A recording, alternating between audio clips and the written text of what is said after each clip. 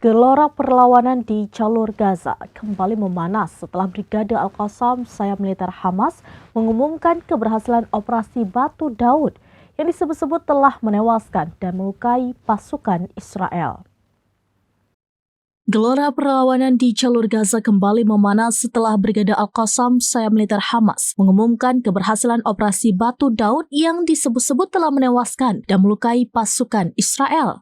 Dalam pengumuman yang dirilis pada Senin 18 Agustus 2025 lalu, Al-Qassam mengklaim telah melancarkan serangan mematikan pada Sabtu 16 Agustus 2025 di kawasan Al-Zaitun, kota Gaza. Menurut rilis mereka, operasi ini menggunakan taktik pancingan dan sergapan yang telah dirancang matang.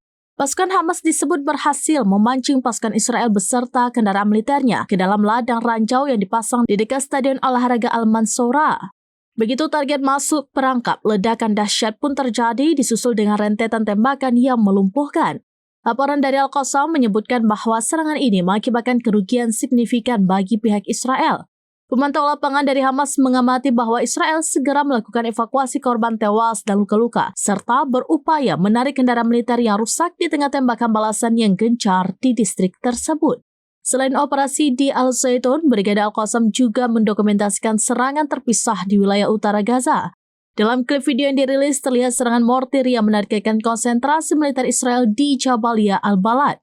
Aksi ini menunjukkan bahwa Hamas masih memiliki kemampuan operasional yang terkoordinasi dan mampu melakukan serangan di berbagai titik.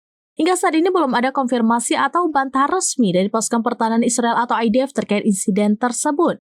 Klaim Hamas tidak dapat diverifikasi secara independen karena keterbatasan akses media di area konflik.